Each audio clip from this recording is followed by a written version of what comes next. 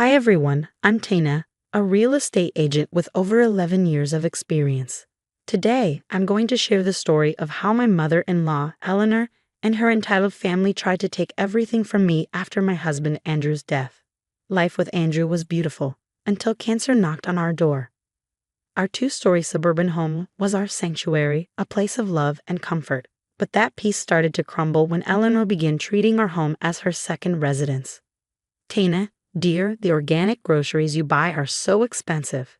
Sarah was just telling me she can feed her whole family for half the price, Eleanor would say, rummaging through our fridge during one of her unannounced visits.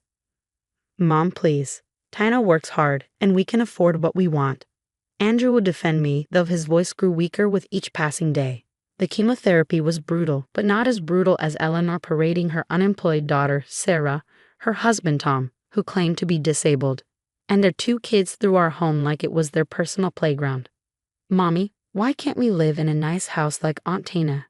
Sarah's 8-year-old asked one day while jumping on our $3,000 couch with muddy shoes. Because your Aunt Tina got lucky with Uncle Andrew's money, sweetie, Sarah replied, making no effort to stop him. I was organizing Andrew's medications when Tom began his usual complaints.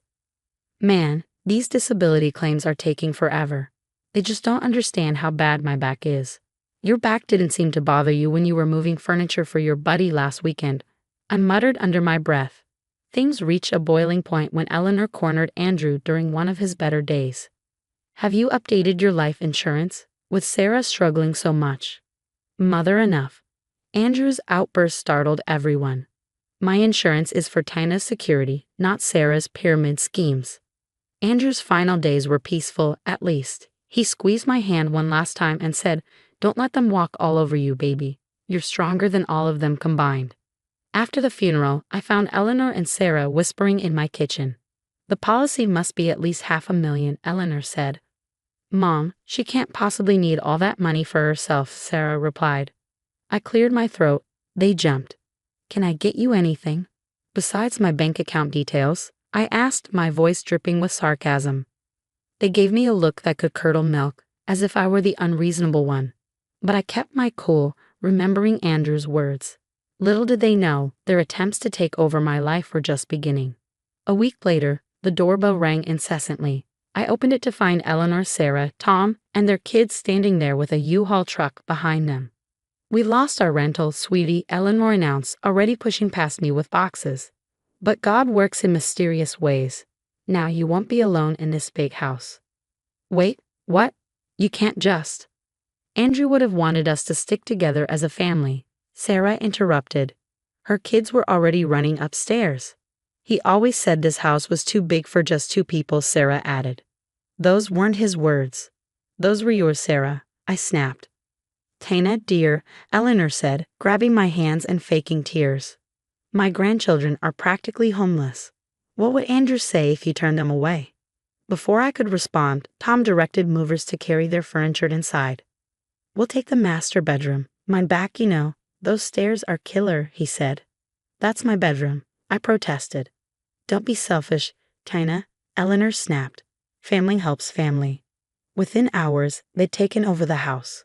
Andrew's office became a playroom, his desk covered in sticky fingerprints. The kids need a space to play. Sarah shrugged when I confronted her. It's not like anyone's using it. Every day brought new horrors. Eleanor would show up at 7 a.m. questioning why I was going to work. Those poor children need a mother figure while Sarah is busy job hunting. Job hunting? She's been on the couch watching reality TV all day, I shot back. How would you know? You're never here. So selfish. I slammed the door before she could finish. Then I started noticing things missing, my Cartier watch, Andrew's first anniversary gift, my grandmother's pearls, and even my wedding jewelry. Has anyone seen my jewelry box? I asked during one of their takeout dinners that I was apparently paying for. Haven't seen it, Sarah said too quickly, avoiding eye contact. That night, while looking for my missing car keys, I found pawn shop receipts in Sarah's purse. My hands shook as I read them, but the final straw? The stack of credit card applications I found in the trash, filed in my name, with my information but not my handwriting. The mailman must have mixed up our mail. Sarah stammered when I confronted her. In my name? with my social security number, I demanded. Well, if you just help us out financially like Andrew would have wanted, she muttered, her voice trailing off. That night, I locked myself in the guest room, the only space they hadn't invaded, and sobbed into Andrew's old t-shirt. I don't know what to do, babe, I whispered into the worn fabric. They're taking everything. My phone buzzed. Another declined credit card notification. They were getting bolder, assuming I wouldn't fight back, but they didn't know me at all. Andrew was right, I was stronger than them. As I lay there plotting my next move, one thing became crystal clear. This wasn't about grief or family anymore. This was war. Sorry, I'm just really tired. I mumbled the next morning, slumping at the breakfast table, secretly recording Eleanor and Sarah as they schemed. Finally given up, huh? Sarah smirked, sipping my coffee as if she owned the place. Anyway, Mom, the lawyer said after 6 months, they can't just throw us out, squatters' rights or whatever, Sarah said with a smug grin. My hand tightened around my phone, but I kept my defeated pose. 3 months of playing possum while building my case had taught me patience. Earlier that week, I'd struck gold. Jessica, their previous landlord, finally returned my call. Oh my God, they're doing it to you too. They pulled the same stunt with us. Moved in claiming hardship, then refused to leave and destroyed the place. I've got all the court documents. Each revelation was worse than the last. 5 evictions, 3 lawsuits, countless victims. Look at Tom working so hard on his physical therapy, Eleanor cooed from the window. I glanced outside, my hidden camera capturing Tom hauling construction materials into his buddy's truck. Physical therapy, my ass. I added the footage to my growing evidence file. Andrew's lawyer, Richard, had been a godsend. Your husband knew this might happen, he said, sliding a sealed letter across his desk. He wrote this before he passed. My hands trembled as I read Andrew's words. Baby, if you're reading this, they've made their move. Mom's been running this con with Sarah for years. Dad left because of it. Don't let them do to you what they did to him.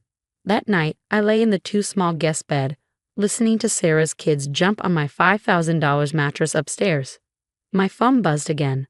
Another message from their previous victim. They tried the same disability scam with us. I've got proof of Tom working construction during that time too. My evidence wall in the locked spare closet was growing. Photos, videos, documents, text messages. Every stolen piece of jewelry documented. Every fraudulent application logged. Every conversation recorded. You look awful, dear, Eleanor commented the next morning, her voice oozing false concern. Perhaps you should take some time off work. Rest. Maybe you're right, I sighed, playing my part. It's all so overwhelming. That's right, just let us handle everything, Sarah chimed in, patting my hand condescendingly. I retreated to my room, adding another recording to my file. My phone lit up with a message from Richard. Documentation from Andrew's father received. Ready when you are. Oh, I'm ready, I whispered, staring at my evidence wall. You want to play family? Let's play. The next morning, chaos descended. What do you mean, fraud investigation? Tom's face went pale as federal agents showed him photos of his construction work. Sir, you've collected $45,000 in disability benefits while working full-time jobs for cash, the agent said. I watched from the window as they led him to their car, Sarah screaming behind them. This is your fault. Eleanor stormed into my house. You vindictive little. Mrs. Patterson, a detective interrupted, stepping inside. We have some questions about your involvement in multiple fraud schemes. Eleanor's face crumpled as they showed her the evidence. I was only trying to help my daughter, she protested. By stealing my jewelry? By attempting identity theft? I shot back, holding up the stack of fraudulent credit applications. The pawnshops were very helpful with their surveillance footage. You don't understand. Sarah sobbed as officers took her statement. We needed. Save it for the judge, I snapped. Oh, and your previous landlords send their regards, I said with a smirk, sliding the eviction notice across the table. Their faces were priceless when they realized I had documented everything. You can't do this. We have rights. Sarah screamed, tears streaming down her face. Actually, my lawyer said, his smile razor-sharp, you don't. The headlines were brutal. Family fraud ring exposed. Tom got 3 years in prison for disability fraud. Sarah received probation and restitution orders she'd never fulfill. Eleanor, stripped of her church committee roles after the truth came out, was left begging outside the courthouse. "Please, Tana," she pleaded, her voice breaking. "Where will we go?" I looked her in the eye, my voice steady. "You should have thought about that before you tried to steal my life." The kids, at least, would have a chance. Tom's parents had been fighting for custody for years, and now they'd finally won. Eleanor's once devout church friends were less than forgiving. "She used us all," their pastor declared, cutting her off from every committee and volunteer role she had clung to for status. As for me, I sold the house right under their noses. With my real estate connections, I found a luxury condo in another city, complete with state-of-the-art security that would make Fort Knox jealous. "Miss Reynolds," my new doorman greeted me warmly. "Your package arrived." Inside was Andrew's restored photo, now hanging proudly in my scam-proof sanctuary. The HOA rules were a dream, no guests over 2 weeks. Perfect. The real estate community rallied behind me. "You're an inspiration," one colleague said. "I'm dealing with family trying the same thing." Their support led to something bigger, a weekly support group for victims of family financial abuse.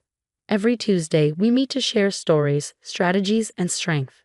Last I heard, Eleanor was living alone in a tiny apartment. Sarah juggled minimum wage jobs between probation check-ins.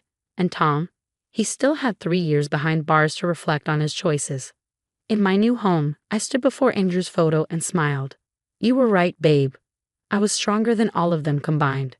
My phone buzzed, a desperate voicemail from Eleanor. Straight to my lawyer it went, like all the others. My new life was peaceful, successful, free, and the best revenge, thriving while they lived with the consequences of their actions. Sometimes karma needs a little help, and I was more than happy to assist. What would you have done if you discovered your mother-in-law was the mastermind behind multiple fraud schemes? Would you have exposed everything immediately or quietly gathered evidence like I did? Let me know your thoughts in the comments below, especially if you've ever dealt with toxic family members trying to take advantage of you during vulnerable moments. Your stories and experiences might help others recognize the warning signs before it's too late. If this story resonated with you, don't forget to hit that like button and subscribe for more real-life stories about standing up to toxic family members and breaking free from manipulation. And remember, setting boundaries isn't selfish, it's survival.